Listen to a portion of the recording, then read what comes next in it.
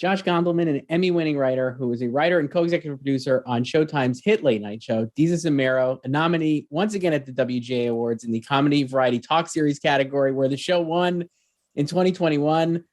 Josh, I guess let's start there. 2021, you great start for you guys, winning the award, but a strange year, I guess, from a comedy perspective. Maybe not as downtrodden as 2020, but still it's still difficult and challenging. And I guess, like, from a comedy standpoint and a writing standpoint, how do what were the big challenges of trying to find funny in what was maybe not a all-time funny year? Yes. Oh my gosh, so much to dig into there. And first of all, thank you for having me on this panel. I almost said no. I only do panels where I look like the moderator if he were wearing a disguise. So thank you for having me. This fits the bill perfectly. It's been a really tough period of time for reasons that might be obscure to viewers and listeners. But 2020 was moving to a fully remote setup, and then moving back into the studio in 2021. It's been a lot of transition in terms of both just like how the show physically gets made, right? How we make Desus and Mero, how we shoot it, where we shoot it. At the first several weeks of the pandemic, I remember thinking like, oh, nothing in the world is funny. And then Gal Gadot released the Imagine video, and I was like, humor is back.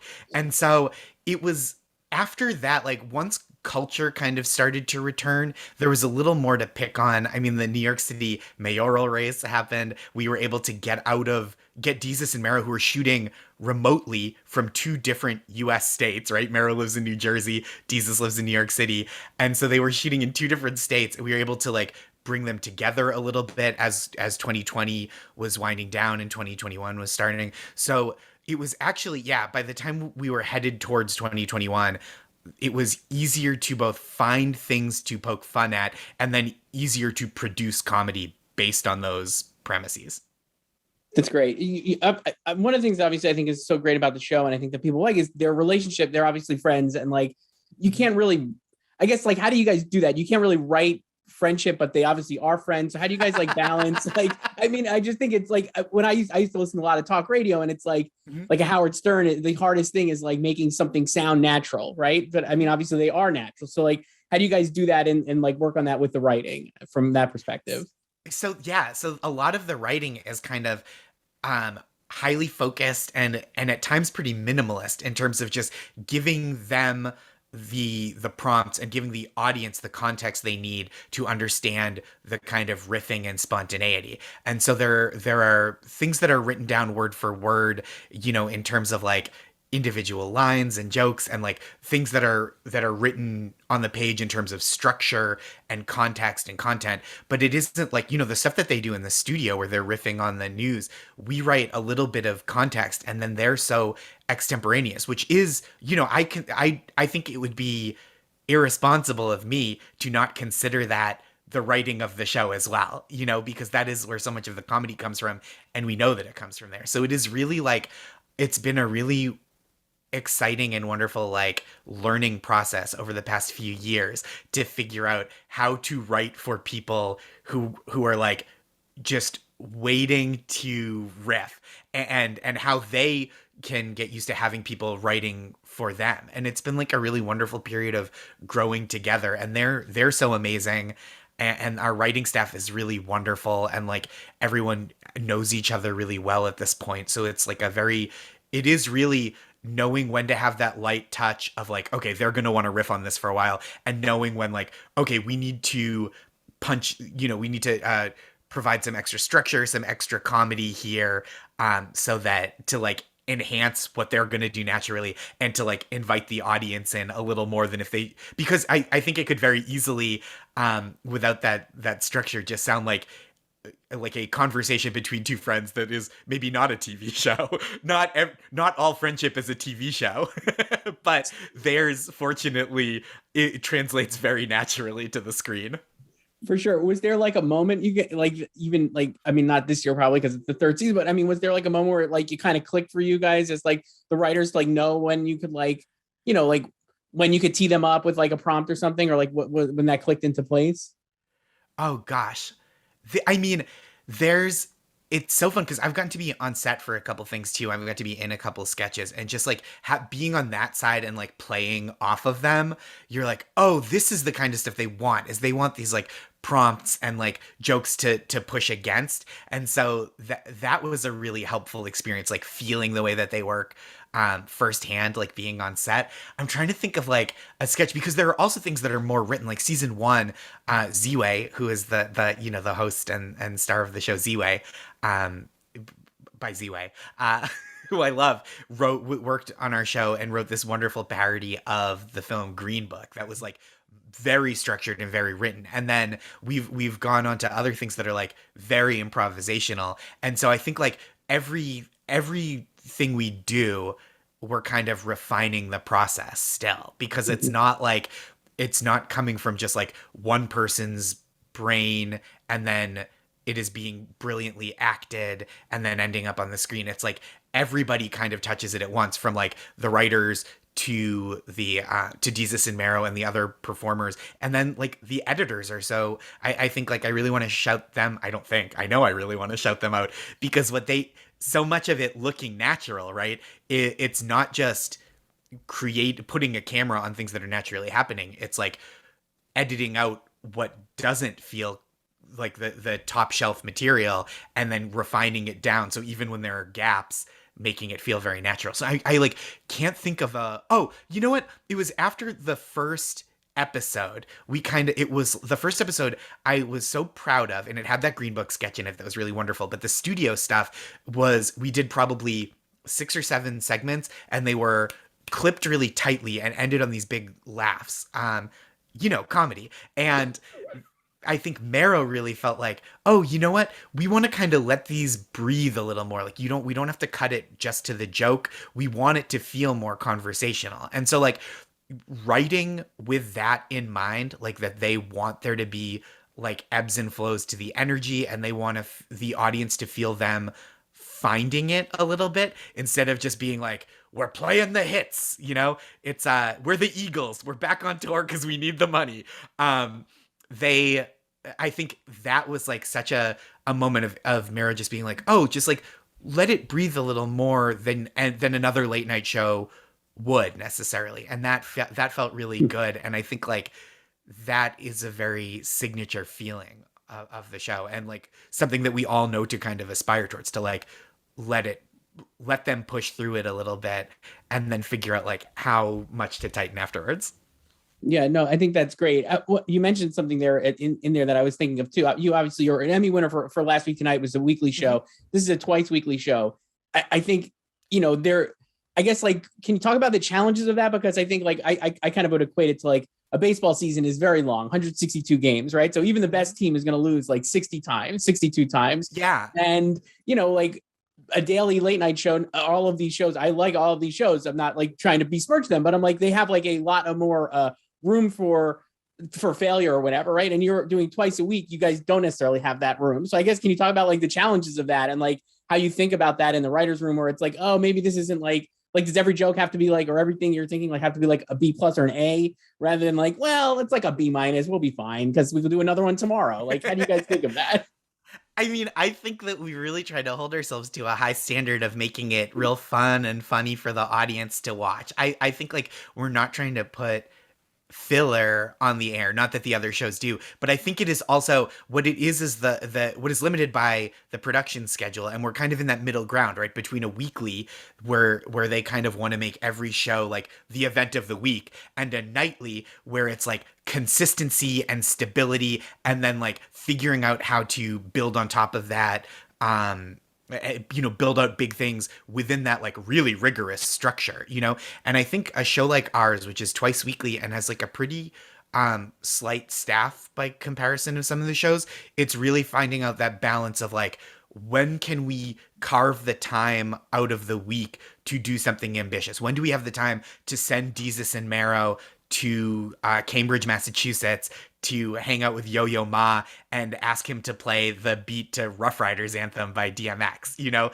And it's like figuring out that, like, how to infuse the show with that kind of ambition on kind of like a pretty breakneck schedule, given our personnel, and that they star in most of the things, that it's Desus and Mero. It's not like Desus and Mero and friends. So I mean, there are friends, but yeah, I think that is like really the twice a week challenge, because we don't quite have the week to ramp up like the other shows, like the weekly shows do, but we also don't have that like expectation of like you come on and you kill it with jokes every night, and then when there's something special, it's a treat. We like kind of have to strike that balance. Yeah. It's a great show. And obviously, I'm a big fan. Josh Gondelman, thank you so much for doing this. Thanks for Desus and having Mero me. on Showtime. Thank you. A real pleasure. Brad Ingelsby, the creator and writer of HBO's hit series Mare of Easttown, now a WGA award nominee in the original long form category. Brad, I like so many others, I was just obsessed with the show. I wanted to start with your process. Obviously, the show is at its core murder mystery, a whodunit. And when you're writing, did you have the resolution in mind first and then write into that, or did it kind of evolve for you along the way as you were writing? Yeah, that's a great question, Chris. Appreciate you having me on here.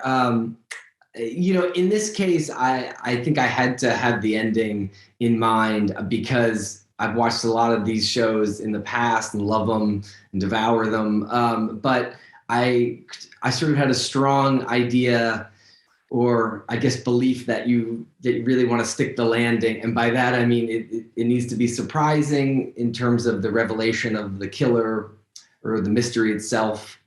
But also really emotional, and I think that was what was really important in Mare's situation, because the revelation of the killer has to echo back on her own life and her own situation and her own journey as a character in really getting her to confront the thing that she's been avoiding in her own life. And so I was convinced that the ultimate reveal had to be someone close to her, in that it would get Mare to confront the demons in her own life and have to tear down the fortress walls that she's built. So so I really had to know who the killer was at the beginning. Otherwise, I think I would have been a bit lost. And that's really something I do in all scripts, is like try to know the ending. Otherwise, it's just sort of a winding road along the way. I try to know the ending as best I can. It's not always the case, but I try to. When you mentioned like being a fan of these shows, and obviously like I think one of the hallmarks of Mare is that like it built week to week, people online and like viewers like really excited about like theorizing about how it's going to turn out and like all these different things.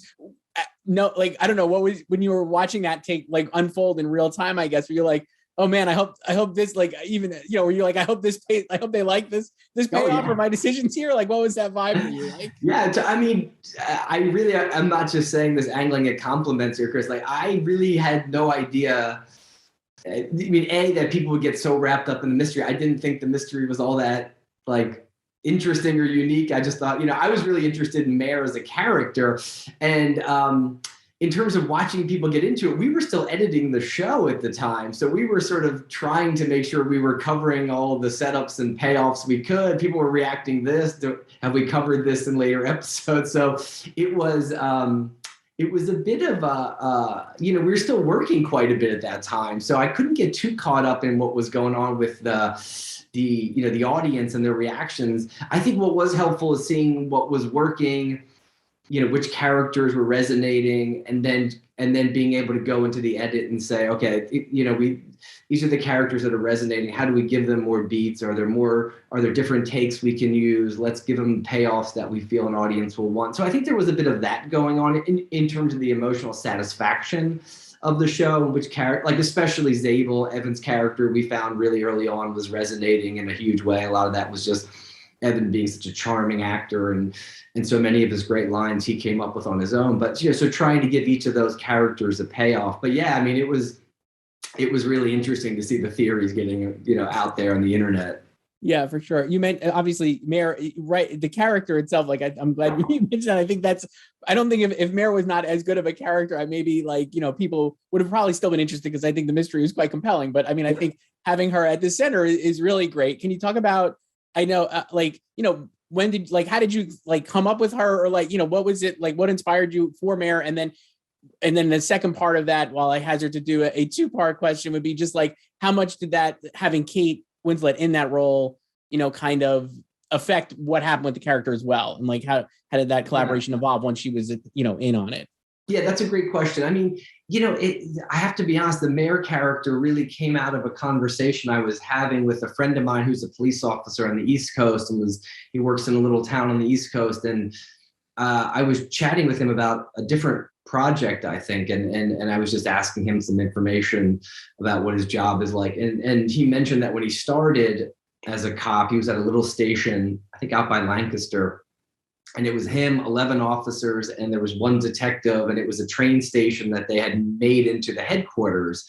And it was a woman who was the one detective. And I just thought, well, that's interesting. I haven't seen that before. A woman who's in this town where she grew up, all the shared history of these characters. So every conflict, it becomes a professional conflict and a personal conflict. That's sort of ripe soil. That feels like there's some stuff to play with there. And then I grew up in a sports clan. So there was an interest in, like, we've seen a lot of these stories about men who were these athletes whose dreams didn't come true for whatever reason. But I felt like, maybe a subversion of that sort of trope would be, oh, well, let's see this woman who was a hero as a kid, whose life has in many ways been on the decline since, really. And she's trying to live up to this thing that happened when she was a kid, really. And that people look to her in a certain way, and she's held herself a certain way. But now, so what I was interested in is, I guess, coming into Mare's life at this moment where she's not able to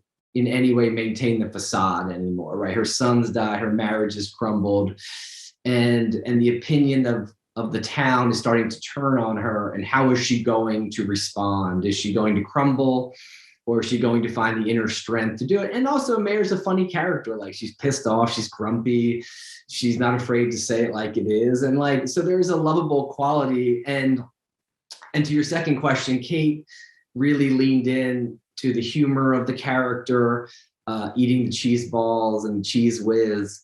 And I think Kate, as a mother, as a sister, was able to look at some dialogue often in the script, say, I wouldn't say that to my mom. Maybe I would do this. And I was always happy to listen. I'm not a mother. I'm not a sister. So I would always defer to Kate and Julianne and Jean when it came to that, and then Gary as well. When there were little moments between moms and daughters and sisters and friends, I would always say, is this right? And if they had an idea, I would take it. I mean, best idea wins, and those actresses have a lot of amazing ideas. Yeah, for sure. I want to talk to you too, obviously, for people watching this. You're I think a through line of your work is like the community aspect, and like kind of like showing people who maybe don't always get like movies made about them and thing, like Out of the Furnace, obviously, I thought was a really great film with Christian Bale. I love The Way Back with Ben Affleck from 2020. And this show as well, I felt like one of the things I think people, when they were watching it, really like appreciated was the care of the community and like the empathy you have for these characters at law, like as the group. Like, and I guess, can you talk about how having it be a long form show like this helped you even expand that further, I guess, and further maybe than you've done even in prior scripts and stuff, and like what that opportunity afforded you, I guess? Yeah, that's a great, I mean, I think the joy of Mare was, I'd done movies in the past. I still love doing movies, but you don't get to explore the other characters. It's typically about one character. It's one conflict that this character is trying to resolve in some way, whatever it is, a past trauma, an emotional issue they're dealing with. And you don't get to really explore the secondary characters. And for me, this story was in many ways a story of, kind of how I grew up. And while I didn't grow up with a murder investigation or a police officer in the family, I grew up with lots of priests and the Catholic Church, and the interiors of these homes was very much how I grew up. And so I wanted to tell the story of a community, and it would be very, very hard to tell the story of a community in a movie. I mean, there's some directors like Altman maybe can bounce around and get a wider canvas, but it's often hard to do because you just don't have a lot of time to do it in a movie. So I felt like in terms of the TV show, that it would give us an opportunity and give us the time to bounce into Lori's life and Dawn's life and Beth's life, and just sort of really see a community. And Mare's our eyes and ears, of course, and we're traveling with Mare, but having those extra hours allowed you to go into these other characters' lives in a way that I feel would have been really hard to do as a movie. And so it just made sense that Mare is the story of a community, would have more hours and would give us time to kind of drop into other lives outside of Mare. Did you have a favorite one of those like supporting characters to write for, or was it like kind of all equal playing field? I loved writing Helen because I felt like Helen was, we had Jean. She's so smart, and it's such a heavy show, Chris. If you step back and look at what actually happens in the show, the crime itself, it's quite heavy. And so we never wanted to make it heavy. And so I think Jean was always good for just the audience to take a breath and laugh. And there were some heavy moments with Jean, but we could always rely on Jean to give us a laugh. So the audience was never, it just wasn't a death march, right? You have a laugh, take a breath, and then get back into the heaviness. So I always loved writing. And I would say, Evan's character too, I loved Zabel, and Evan brought a lot of good humor to that himself. Some of the best lines that his character says in the show, Evan created on the day. So I think those two characters were, in terms of the humor of the show that I was really convinced we needed. I think those two characters were a real joy to write. Yeah, it's a great show. Brad Ingelsby, Mare of Easttown, and WGA nominee here this year. Thank you so much. Appreciate it, Chris. Brent Goldstein, an Emmy award-winning actor and a two-time WGA award winner for Ted Lasso, who is nominated again at the WGA Awards this year in the comedy series category as a writer. Brent, I know season 2 of Ted Lasso was kind of already maybe mapped out, let's say, before the show like exploded in popularity and put a critical acclaim in season 1, like a lot of the beats. But can you talk about how maybe the writing of season 2 was affected by the relationships of the characters that you guys saw playing out in season 1, and how those characters are mixing together, I guess, beyond like the beat by beat story points? Like, how did you guys, did that affect how you guys wrote season 2, let's say? That's a really good question. As you mentioned, there was no, the show hadn't come out when we started writing season 2. So none of it was written based on how the audience felt. You know what I mean? We stuck to the original plan that Jason had. In terms of putting characters together, there's a thing Bill Lawrence always talks about of like at some point the actor takes over the character that you wrote, and definitely by season 2, I think for all of us it's like now who plays those characters and how good they are.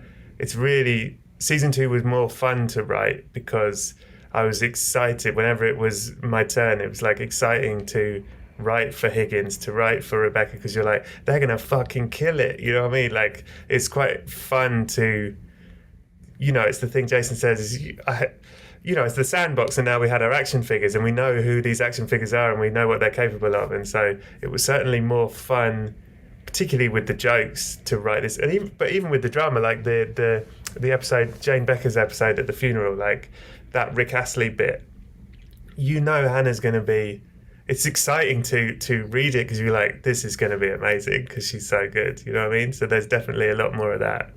Yeah, for sure. Do you obviously a lot of the including yourself, our actors on the show are writing. Do you enjoy writing for your own character? I guess, like you were just saying, I don't know, how does that work? Like, are you able to divorce, I guess, your performance as Roy from writing for Roy? I try. I don't know how successful I am always. I try not to. Oh, guys, I'm sure the other writers would say this is not true, but I think I don't pitch a lot of Roy's stuff because I'm like, well, I should step back and let the room. I'm sure the other writers would go, that's fucking bullshit. But I definitely, I love all the characters equally, and and also Jason has a very clear vision for each of the characters, where they're going to end up, where they're going. So there's that as well. In terms of, I definitely can massage how I would say a thing on the day because, that's the luxury of being Roy, I suppose. But you're also talking about, taking myself out of this. There's a fucking good group of writers. Like, they're really good. You can just, you can trust them. Right. I want to ask you, you're a writer. You were credited on 2 episodes. One, when I went back and looked, because before this, I was like, wow, it was episode 6 is The Signal, which is such a incredibly important episode. So many things happen in that episode from a story standpoint that you ricochet into the final 6 episodes or whatever, from Nate's turn to Sam and Rebecca reveal to Ted's panic attack. I guess when you got the opportunity to write that one, I know it's like a writer's room, but that seems like a very challenging episode to do because of all those things that you have to bring forward that will pay off later on in the season. So I guess, can you talk a little about like what that process is like and how you guys talked about that episode and breaking it down? That's everything that you described are all the reasons that I want to write that episode. You know what I mean? Like, as in, that's exciting. I like all the juicy emotional stuff. But then to be honest, from episode 6 on, it's all like, we kept joking. Me and Jason were joking about it because I don't know if you were aware of any of the discourse happening, but like the first 4 episodes of season 2, people were like, nothing's happening and it's just soft and everyone being nice to each other. And I was like, from episode 6 on, it's a fucking massacre, mate. Like, you're in for a horrible shock that you think it's just going to be everyone being sweet for another 8 episodes. It was like lulling you in the first 4. So from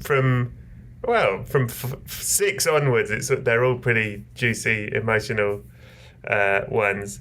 And sorry, what was the second part of the question? Well, actually, I was asking just like how you kind of like thought about breaking that down and like getting into those end of the like using that episode. Obviously, so much stuff happens that pays off later in the season. I just was curious about the breakdown, but actually, you brought something up there that I think is even more interesting. Is like, you knew where the season was going. I did see that discourse, and I found it kind of amusing because again, like, you're reviewing, or people are like reviewing a show. It's like reviewing a book before you read the whole thing. It's kind of silly. I guess when you're writing the season and you're kind of like laying the groundwork and knowing that it's going to lead to these like big emotional payoffs in the later episodes, did that surprise you, I guess, that people reacted like that? Or like, how did you guys think about how you were doing the setup versus the payoff, and like what was like when you were writing it?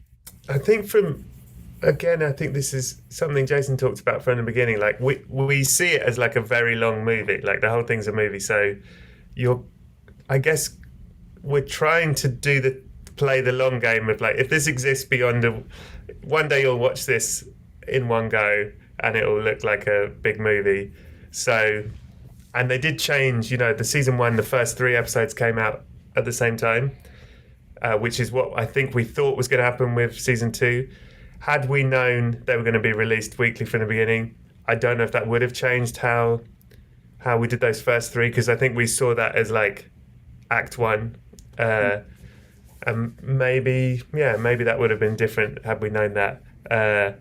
But you're kind of, it's just weird. It's just weird reading people's reaction, because you're right, they haven't finished the book yet, and sometimes you want to scream, "Just trust us!" Like, you trusted us last year. It's the same people. We're still here. But it's fascinating, and I get it, and it's also quite exciting, I suppose, to see what people think is going to happen. And there's a very strange. I've not really been in this position before to have been part of a show that, it's amazing. People talk about it. It's exciting, and the ownership that so many people have of it, and that they're angry about stuff, and that it's just fascinating. You're like, wow, this is all insane. Yeah, for sure.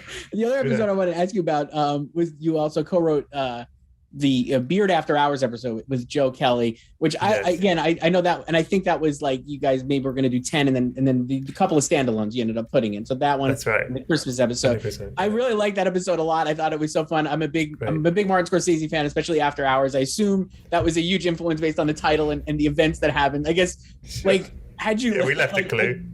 Yes, maybe. But can you talk a little about like that episode and like, using, like, getting the opportunity to do those kind of standalone things from a writing standpoint, and like knowing that you kind of have that flexibility maybe within the show, I guess. Yeah, well, you're right. It came about because we were given 2 extra episodes, and we'd very quite carefully plotted the 10. And at first we discussed it, like, could we sort of loosen it up a bit and fit 2 more in? And it just felt wrong. It felt like all the good work we'd done would be undone. So we were like, what can we do that would work on their own but also be part of it? So then we had the Christmas one, and then I think Jason had always wanted to do like a love letter to Brendan, which I was all for, and then look, the thing that I love about that episode, or what I'm proud about it, is I know there are people that really love it, and I know there are people that really hate it. But what I think is to have the opportunity to do something quite wild and out of, like, what I do think is no one expected that. Like, whatever you think Ted Lasso is, when you got to the end of episode 8, you did not think episode 9 is going to end with Beard hula hooping in an underground church club, and insulting Thierry Henry. Like, I like that we could do something that different. And also, it's quite experimental. It's kind of like, what is this show if seen through the eyes of Coach Beard? And Coach Beard is not the same as Ted. Ted Lasso has a very, rose-coloured view of the world, and Beard does not. So that's why the opening credits are different. The theme song is much more downbeat, and it's quite, and Beard has a past that's probably affected his brain, and that's how you're viewing this whole episode. And I don't know, it's just very, to be allowed to do it was very, very cool. And I think it's nice to have the space, the budget, and the opportunity to do something that also could have worked very badly. But like, I'm proud of how it turned out. But like, it's a big risk in the middle of a show that people are thinking they know what it is.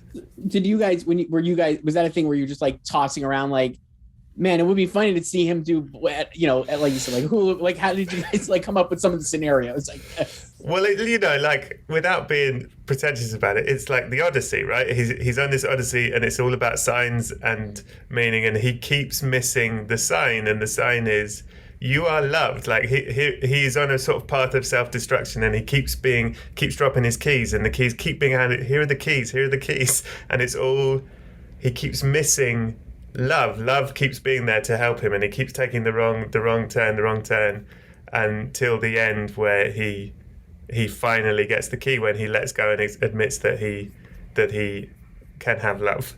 And but yeah, I'm sorry, what was the question? No, that's that was the answer. That, like kind of like your information on some of that stuff, but no, that's great. Brent Goldstein, we have to wrap up here, but thanks. All right, great. WGA Award nominee for Ted Lasso. Thanks for having me. Little Marvin, the creator and writer of Them, a WGA Award nominee in the original long form category. Little, I know you've talked in other interviews about you were inspired by for this show, maybe like 4 or 5 years ago at this point, opening social media and seeing, Black people being terrorized by law enforcement, by white people in general. When you're writing the show, I guess, how did you balance, or how did you think about balancing the gaze of that violence against Black people with how you would depict the violence on the show? And I guess, like, can you talk about like how that was challenging for you, or what you kind of what your approach was? Yeah, it was a balancing act, I mean, we set out from the beginning to just sort of be honest and to honestly sort of document and also pay our respects to so many experiences. I mean, when I sat, aside from seeing all the videos of Black folks being terrorized, I also was just reading a lot of books and researching heavily, particularly this time period, and being sort of shocked, maybe naively, by the sort of terror inflicted on families, particularly families who had gone west in search of opportunity. And so there was a violence to that was not only physical, there was a psychic violence, there was an emotional violence, there was and that's really what I was most interested in, more than even the physical violence, was the emotional fallout. I had never really seen a story told in that particular time that dealt with the sort of psychological fallout of that kind of stare and that kind of gaze always in your life. And so we led with that. And of course, there's a level of physical violence that goes along with it. But we really sort of tasked ourselves to be as open and as honest as we could with that experience, and to put you in the sort of hot seat, as it were. Yeah, for sure. Can you talk a little about like what was some of the stuff you were reading? Like, I you're right. Like, I've not thought of, maybe naively, I just never thought of the heading west, and like, obviously, like, that kind of, the house, like home ownership as that kind of like poison pill, maybe, or like an American dream for maybe a white family in the 1950s, and not like that, obviously, for the Emmys in your series, and just Black people in reality. I guess, can you talk a little about like what you found, like what you were reading, to like when that like maybe surprised you, or was an inspiration? Sure. I mean, I really wish there had only been one family, frankly, that this was inspired by. But sadly, it was inspired by so many experiences. I mean, in the year that that our show takes place, just to give a family that people know, perhaps Nat King Cole's family, who moved into Hancock Park in just around the same time as our show, and he was a star at the time, a radio star at the time, and I was shocked to see the sort of not only the vitriol but the really ugly tactics that the Hancock Park homeowners Association, which I'm sure is very lovely now, but like, back then not so much, and the extent to which they worked to actively move this family out. I mean, it was every form of threat under the sun. And then as I started peeling back layers upon layers, I think there's this really kind of this sunny ideal of what California is, and that's been really anything but for so many families, not just Black, but so many families attempting to integrate what had formerly been exclusively white neighborhoods. So there was a lot of research. Yeah, obviously the show is a horror series, and horror films, I think, obviously are great vectors for social commentary. I'm not the first person to suggest that, and I think, like, you know, you think of like George Romero or John Carpenter, all these great horror filmmakers have done so much like doing that. I guess when you went into it and came at it from a horror perspective, not obviously you knew that's what you wanted to do, but what maybe surprised you about how elastic the genre was for what you wanted to accomplish, and like kind of like how you wanted to like discuss the social commentary of it within the genre that maybe you didn't even expect heading in?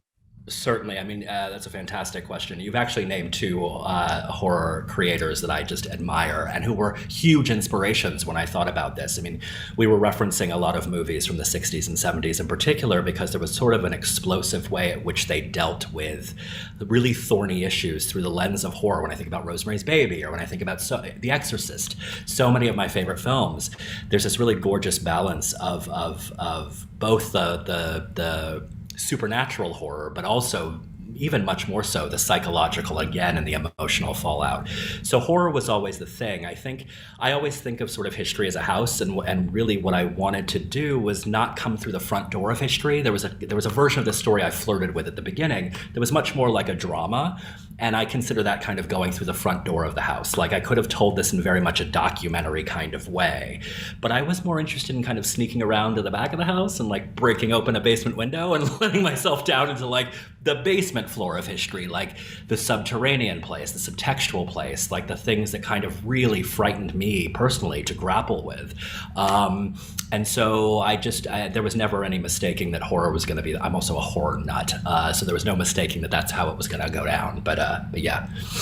Did you notice that, like, I guess, is it easier to, you mentioned like you could have done it as conventional drama or a straightforward drama when you do a horror show? I mean, like, and based on the response, I think this probably answer is yes. I mean, do you feel like it definitely gets more, it's a louder and more attention getting kind of thing when you do a horror show? And I guess, did that, if not surprised you, were you like, you know, I made the right call on this or whatever? Like, how did you, like, you know, like, what was like? Sadly, I've never experienced the feeling of feeling like I made the right call. So that's not really something I ever feel. However, I will say that, like, yes, I think that there's a level of accessibility to horror. I think that, like, I consider it almost like sticking the medicine inside like something super yummy, and like the medicine gets in there, but like it goes through you know, this super yummy exterior, which, like, it feels like a roller coaster, you know? I think people love the experience of being scared. I certainly do. And so I think that allows you a greater entry point into some of the deeper, darker things that if I had just played it for sort of domestic drama and only played it without that horror lens, it might have been less palatable in that way. There's still folks who had a hard time with it, even though there's a horror element. But I think there's a certain level of accessibility that it affords you. Sure. I wanted to talk, you mentioned before, like the supernatural elements. When you guys were in the writer's room and stuff, how did you guys talk about, you know, when you wanted to pull lever on a supernatural element versus like just the pervasive racism and reality of, like, you know, what's happening in the world, I guess? And can you talk about, like, you know, where you're like, oh, we should, you know, tilt it more this way? You know, how did that like kind of work in the room? It was a constant like balancing act, and we would toggle back and forth between the two. I mean, we made a very clear point to keep certain storylines very much focused in like the human foibles and the human everyday horror. You know, that was a big conversation at the very beginning because, particularly with Betty, with Alison Pill's character, you know, there had been a time where we flirted with like a little bit of a supernatural component to her story, and it suddenly tipped the scales. It wasn't saying the right thing. Like, we wanted to keep a very clear line and a clear delineation between the horrors that we do to each other, that we inflict to each other as fellow humans, and then the horrors coming from this other realm. So I would say it was a constant sort of dance throughout the whole thing. But there's also a place in our show, I think, the ambition anyway, where the supernatural and the sort of emotional and psychological are all very much tied up. So it gets a little messy for sure, but yeah. Yeah, I've seen it. I've read other interviews. I know you want like I go make the audience uncomfortable. Let's say like we were saying, like using this, and like I guess like for you, like what was that response? You're like, yes, I'm very happy that this generated this kind of response. I guess like nothing can prepare you for any of it. I mean, like, you know, this is the first time I've ever made a show, so like nothing can prepare you for it. But I have to say too, like, amazing. I think the only thing I would have felt maybe that would have been hard is if it was just crickets and like, you know, radio silence the minute the show came out. That would have hurt me immensely. The fact that there was like so much emotion and people were so passionate on either side, to me, it ended up being an experience that I honestly, I'm so thankful for, because it did what I think I didn't even know, I couldn't articulate I wanted to do. I never set out to make something people talked about. We only set out to make something truthful and hopefully honest, and, you know, and it was about the characters. But on the flip side, the fact that like it did engender all of this conversation, to me, it's only positive. I mean, still, like, it's crazy. It's certainly crazy, but it's fun too. I mean, it's fun. I mean, I think the honesty is why people, you know what I mean? Like, I think that actually did, you know, people, that I think helps the conversation, right? You know what I mean? Like, it's like, if it was, like you said, like radio silence, obviously, I think maybe like, I think people, when they get mad about it or love it, like, I think that is because you're reflecting something that I think they didn't know they wanted to see, or were upset they were afraid to see, you know, that kind of thing. So I do think that ends up paying off. Yeah. Thank you. Yeah, you have to own those choices, honestly, because I mean, we went into it knowing. I mean, there were certain episodes where I'm like, here we go, but like, you have to kind of own it. I mean, that's really what we set out to do, and then when you get that response, you just have to be prepared. We have to wrap up, but obviously it's an anthology show. Have you thought, like, when the second season, or like, have you thought about like where you want to go next, and like kind of like, have you been tossing around ideas already, and like, what do you got? Yeah, currently I don't know what I'm even allowed to say. If you can't say much, that's okay, but the answer is yes, and I love your wallpaper. That's the answer for now. That's great. That's a good place to I guess. Little Marvin, Writers Guild Award nominee for them. Thank you so much. Thank you for having me. Paul Sims, the executive producer and a writer on What We Do in the Shadows, which is once again nominated at the WGA Awards in the Best Comedy Series category. Paul, coming into season 3, I guess after the success of season 2 and season 1, what was maybe the main goal, or what were you like, you know, shooting for season 3, and where you wanted the show to go? What we were shooting for was just to survive and actually shoot a season of the show, because we shot that right. That was one of the first shows that went back into full production during the pandemic time. So I assume you wanted a more creative answer. I don't know. I just wanted it to be bigger and funnier and even better than it had been before. Did you have to make any compromises for the pandemic though, or anything like that? No, you know, we talked a lot because no one had a roadmap at that point about what to do, and in our prep we talked a lot about, gosh, maybe we should not shoot anything on location. We should cut down on scenes that have a lot of extras. We should blah, blah, blah. And then we ended up shooting the Atlantic City episode where the vampires go to a full crowded casino, which we shot in Niagara Falls. So we sort of abandoned all of the things that we thought we were going to scale back. But in general, we you know, it was just everything, as everyone here knows, everything just took more time, you know. Right. But we didn't end up scaling back creatively at all. That's good. And I mean, I want to, so season 2, obviously you had this great viral sticky moment with Jackie Daytona. You didn't return to that well for season 3. I think that's very cool. And I guess, can you talk about, like, I'm sure there maybe was pressure, or maybe there was discussion of maybe do you go back to that, or like kind of like because that was such a I guess a breakthrough moment for the show, maybe for certainly in season 2. What were those conversations like? It was such a unique episode, even within the context of the show, that it was this weird episode that started like a normal episode and then suddenly veered off and became a different kind of documentary, almost like Harlan County, USA or something. The discussion about whether to do it again was very short. It was like, is there a way to have Jackie Daytona come back? And we were like, no, we did it.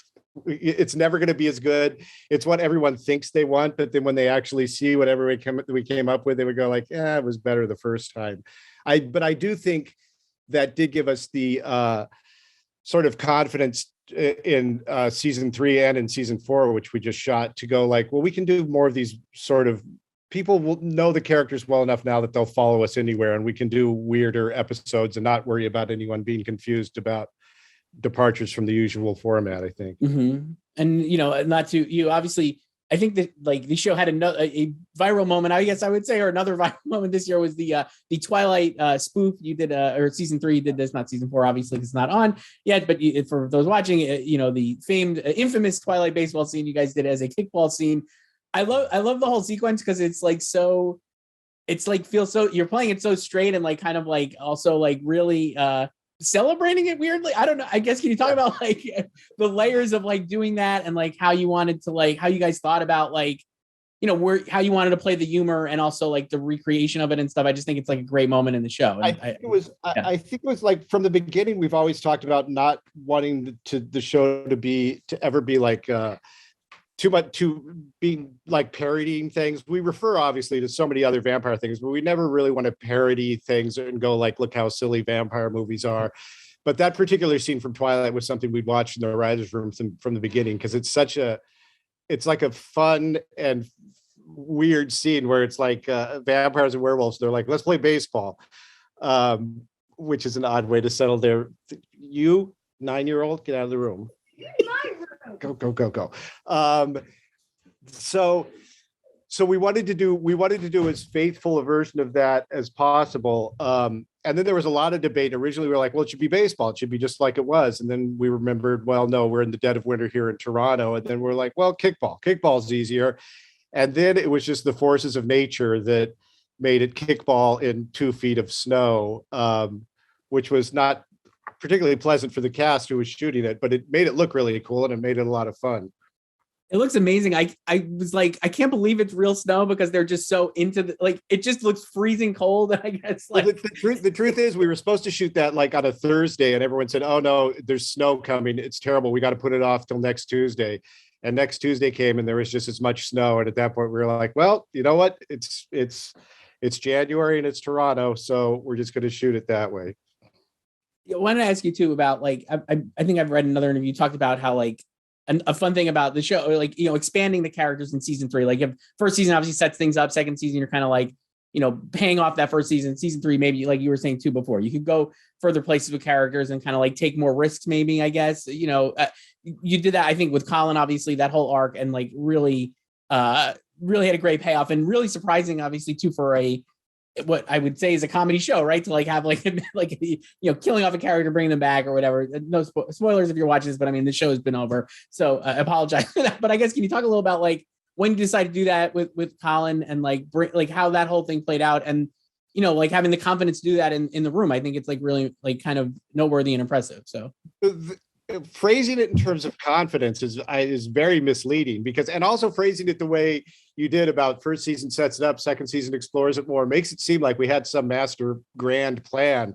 It's as again, as everyone else on this would probably attest to, you're just constantly like, how about this? Maybe we'll try this. The Colin thing literally came out of the exact opposite of confidence in the writer's room, which was, we said Colin we've talked about this in season 1. We said Colin is an energy vampire, but we can't just keep seeing him bore people because that's getting boring to us. So we said, well, where did he come from? What made him an energy vampire? Was he born that way? Was he turned into an energy vampire? And we talked about it for hours and we could never come up with an answer that satisfied us all. And then that morphed into, well, why don't we have Colin himself be the one who's searching for an answer? And that seemed like a great solution. And then we got very far into that. And we're like, well, are we going to reveal what the answer is when we get to the end? And having nothing that satisfied us, we thought, no, let's do something even more drastic and kill him, basically.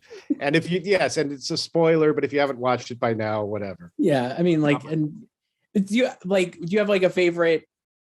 I don't know. Do you have like a favorite moment or something from this season that you guys were like, from season 3, excuse me, but like that you were surprised by, or like that kind of like just came out of like conversations in the room, or that you were like not even thinking that was going to be a possibility early in the season, and then kind of like you kind of ended up doing or whatever? There are a few things. One was the episode that Stephanie Robinson wrote where Nandor joins a cult of vampires who believe they can live as humans. That one was really fun because the script was that basic concept, but as far as what the cult he would join, we could never really settle on it. Was it like, did it look like where were these people living? And that was really where our production designer and our director and everyone said, what if we make it a very like 80s health Jane Fonda aerobics thing? And that sort of informed all of it. And then that informed Nandor having the sort of John Travolta haircut. It was just an episode that, like, writing wise, we were like, oh, that's a good episode. But then what we saw on the screen was so much more due to what all the other departments brought to it. I think that was fun.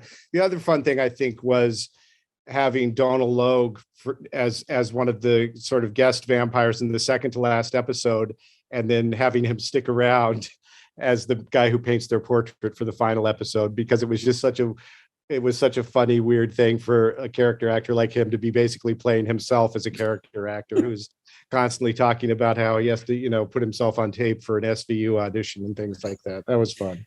Do you have like, so you obviously mentioned season 4, like, what, like, hazard like spoilers or anything, but like, what would you tease, or like, what are you excited about fans seeing in this next season as well? Well, obviously, anyone who saw the end of this last season knows that there's a new character or a new version of an old character. And a lot of season 4 is exploring those same questions that we can never come up with an answer for in the writer's room, which is how are energy vampires made? Are they raised that way? Are they turned that way? Is there a way for a baby energy vampire growing up to avoid that destiny of becoming an energy vampire? Can they actually grow up to be a normal, interesting person? And that makes it all sound really boring, but mainly just a lot of funny, fun jokes. But do you have, like, you mentioned that, like, and the energy vampire and the Collins, that when you were leading towards the end of season 3, I guess, did that excite everybody to like think about how you would pay it off in season 4, or like, going forward, I guess, like, or was it just like, let's just do this because we could do this or whatever? No, we had a notion of how what season 4 would be about, which grew and grew to become more and more of season 4 in a really fun way. We always at the end of the season sort of paint ourselves into a corner and then try to figure out how to get out of it. This one, we had a little more of an idea how we were what it was going to lead to for the rest. I feel like for anyone who hasn't seen the show, this must be the most boring conversation because we're speaking so cryptically. But like I said, if you haven't seen it yet, that's not my fault. No, it's my fault, I guess. But I enjoy the show, and I think people have watched it and they're watching this. But Paul says, the actor, producer, and a writer on What We Do in the Shadows, nominee at the WGA Awards. Thank you, Paul. Josh Gondelman from Desus and Mero, Brad Ingelsby from Mare of Easttown, Brent Goldstein from Ted Lasso, Little Marvin from Them, and Paul Sims from What We Do in the Shadows. All of you WGA Awards nominees for your shows for this year. I guess I wanted to start just like, you kind of, some of you touched on this when we were doing our individual conversations, but obviously how people are ingesting your content is just always changing, right? Like, it's either a weekly episode, or maybe people are watching all at once, they're binging them, or they're getting an out of context like screen grab or GIF from Twitter or something. When you're writing, how do you think about how the audience is going to be ingesting your art, I guess, for lack of a better word, and how does that affect maybe how you write, or do you not even think about it at all? Josh, I'd love to start with you. I feel like from a late night's perspective, maybe you have a different perspective than everybody else, but I'd love to hear how you guys work on this. For sure. I mean, I think we think about the show as like within the framework of late night, first of all, right? Like, it's going to air at a time on a network, and that's how, like, we hope a lot of people watch it. But I think it's also fun to create these moments. Like, we have a really wonderful digital team that really thinks about like what fun moment from the show can have a life beyond what we see. So I think we try to write the show for what it is, right? Like a series of segments that creates a half hour. And you guys, I'm describing television to a bunch of television. But then I think it's also fun to like see the ways it can be reconfigured and recontextualized, and the way people give the, you know, Mero falling out of his chair a second life, or like seeing the guys in really silly costumes and like those screenshots kind of going wider. I think that's like a really lovely, wonderful thing, whether it's something that our team kind of pushes into the world, or just something when people seize on it organically is a lot of fun too. Yeah. Brad, how about you? Obviously, like Mare of Easttown, a murder mystery, we talked about this, like kind of people watching it week to week and building up interest in it. But I mean, when you're writing it, do you write it as like, you know, I guess, how do you think about that? Like, how do you think about how people are going to be like watching it? You know, I never did in the past. I did movies that not many people went to see. So it was never on my mind really, you know, but I think with Mare, I guess it was a murder mystery. So we were sort of, in some ways, you know, had to meet the genre expectations. And by that, I mean, has to end on somewhat of a cliffhanger. So I think it was the first time in my life that I had to look at it as a viewer as, you know, HBO show. It's going to be on Sunday nights. It's going to air one episode a week. How do we get people coming back? And so I think, so that was certainly on my mind. We were writing each episode was, what is the cliffhanger, you know? And also like, how is it an earned cliffhanger? It can't just be at the end of the episode, throw something in there that gets them come. That has to be emotional, organic to the characters. But for the first time in my life, I had to think that way. So yeah, that was certainly on my mind this time. And I think a lot of it had to do with the genre I was writing in, which is, you know, a cliffhanger murder mystery type thing.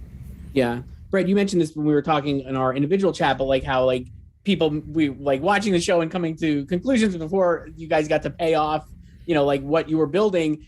Did then that change like for season 3, I guess? Did you guys, was that like in your heads and you were writing it and like how people are gonna like react to Ted Lasso now, even though you obviously have it, like you said, like mapped out, like it's a 3-season arc and that, but I mean, does that kind of like play into what do you know what? I'll tell you one thing that like we, you know, as I say, season 2 we wrote without knowing what the audience thought. There's one thing that's really shocked us all, which is how much people hate Nate by the end of season 2. Like, we're like, fuck, like, as far as we're concerned, like, I'm sympathetic to Nate. I know why he's like this. We've done his psychology. I feel sorry for him. People want to fucking kill him. Like, I feel so bad. Like, he's a stand-up. He was doing a gig, Nate, you know, Nick Mohammed, and I promoted it on my Twitter, and people were going, I'm not fucking going unless we're going to kill him. And it's like, what have we done? And, that's been really interesting. That has been like the one thing that is like so blown up in a way that we didn't expect or necessarily want. Like, we certainly didn't. We don't want everyone to hate Nate. So I think that's a good example of, we probably have to be. I think we're aware in the writing of season 3 of how we position him, because, you know, we don't want people to hate him even more. Like, they want him dead. So we've got a base level. You know what I mean? Right. Little Marvin, how about yourself? Obviously, them it's an anthology show first season, but I mean, like, yeah, like when you were writing it, like we kind of touched on this too. Like, you know, like when you're pushing buttons or like, you know, kind of like trying to create something that's going to get people talking. Like, how did you write it, and like what were your thoughts on that? I literally had none. You know, it's your first season of television, so I'm just trying desperately not to be fired for like 2 years. So like, don't fire me was basically my only MO. Yeah. And then the show really, you can't even think beyond the day, right? And so then I just kept feeling like we were making this show, and it just felt like we're just making it. And then there's a point at which it's released. Like, nothing can prepare you for what that feels like. So if I'm being honest, I didn't really think about it at all. That might shift moving forward, but it was not my experience the first season. We just sort of like put it out there. And that said, you do know as you're making things, you're not an idiot, so you know there are things people are going to respond to, but nothing can prepare you for what it actually feels like when it happens.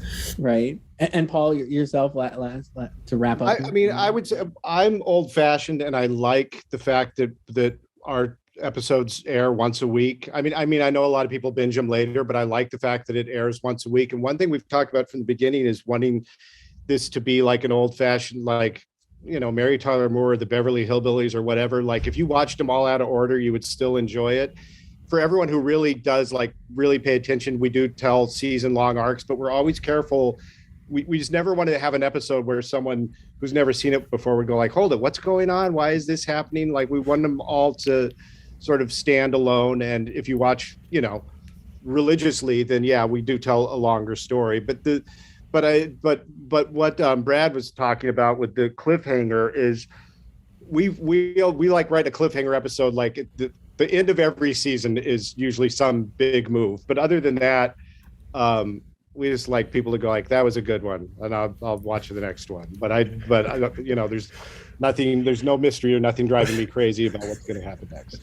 Brad, for what it's worth, my heart breaks for Nate. You get it, little Marvin. The whole time you're watching, you're like, this is why you don't have to make these choices. You don't have to. You get it. Thank you, man. Thank you.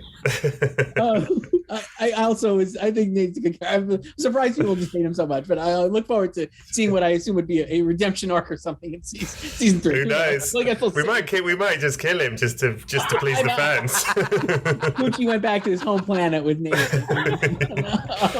I want to ask you a little broader, but I feel like, and you maybe will say your modesty aside, I feel like when you're a writer, you either have it or you don't. I think obviously all of you guys have it and are really, really good at writing. And when did you realize that it was something you were good at? I guess, like, was it like, was an early job on a TV show, or like when you were a kid, or like when did you realize you had talent to be an actual writer? Josh, I'll start with you.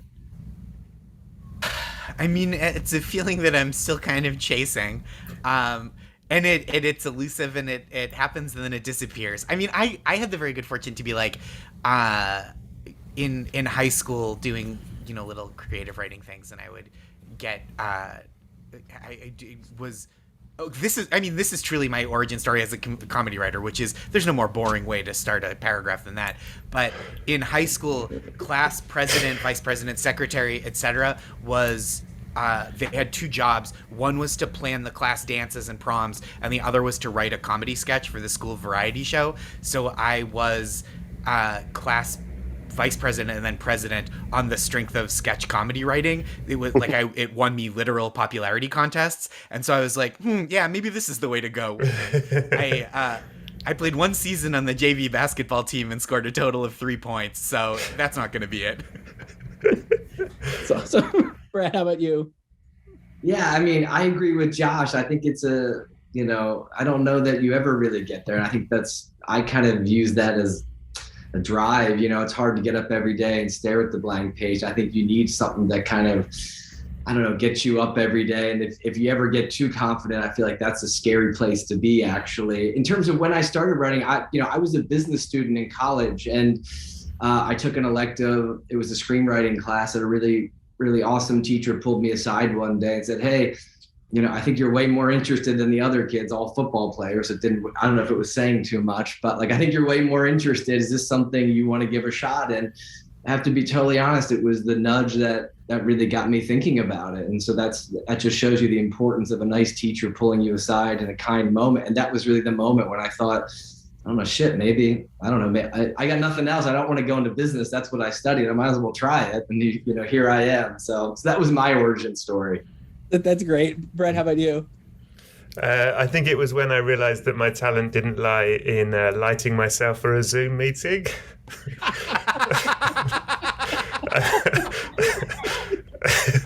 I thought it's probably somewhere else. Maybe it's in writing. I mean, I've made the room so lit. Everything other than me is perfectly, it's really well art designed. Mysterious. Yeah, thank you. Little Marvin? I agree with everything everyone said. I mean, it is I am so just honored, I have to just say, to be with these guys. It means the world to me. This is my first show, and And I had, my origin story is I talked myself out of believing there was a place for me to be, or to have this as a career for like forever. I mean, it was my dream forever, for sure. I wanted to write since I was a kid, but like, it just felt like this impossible thing that I couldn't, like, lived out there. Like other people did it and I didn't do it. And I just decided at a certain point in my life to like, just hunker down and commit. And thank God, because now I get to sit with these guys, which is like a huge honor. So, yeah. And Paul? I would say, I guess since I assume a lot of the people who are watching this are writers or aspiring writers, I would say that for me, like I was always able to like write funny stuff, but the big turning point was when I became a writer for Letterman and realized that you can't, with a job like that, as Josh, I'm sure will attest to, you can't sit around and wait to be inspired or feel funny. Mm-hmm. You're doing a show that night and it's got to be written. And then that one's done. And the next day, you're going to write between 3 o'clock and 4:30, you're going to write the top 10 list. And there's no sitting around waiting for inspiration. Oh, I don't feel like doing it today. It's you realizing that I could turn that on like a switch out of just desperation was a great, made me feel like, yeah, I could make a living at this. Yeah, for sure. And I guess like just wrapping up, like last thing, I guess, what is outside of your own work and stuff, what is something that you've been like inspired by or that you've seen like writing, like you're like, oh, that is like really, really something that I like appreciate as a writer, I guess. Josh, I'd love, it doesn't have to be a show. It could be literally, I mean, anything like a tweet or I just am curious, like what are some things that write? Please, like nobody say tweet. There was this one tweet. It said delete your account. I was like, wow, this really speaks to me. Imagine if I was like the kind of dick that was like, a tree. But I mean, I like love. Outside of TV writing, I'm a stand-up. I love watching stand-up. I've recently like really enjoyed Yellow Jackets and kind of the tension of that, of like, ooh, how much to tell an audience versus how much to keep secret. I mean, like, I don't know. I feel like when I was like, this is such a vast question. I mean, like the rap music of Method Man and Redman. I'm just gonna keep naming. That's good. We can go a little more rapid. That's good. Brad, how about you? Well, I love Ted, Brett, so I love that show. That's always an inspiration. Oh, thank you very much. I love your show. Adore the show. It's just terrific. What have I seen recently? I just watched the movie Mass, which I thought was really great. I love that. Yeah, I thought that was just tremendous. That's my most recent one.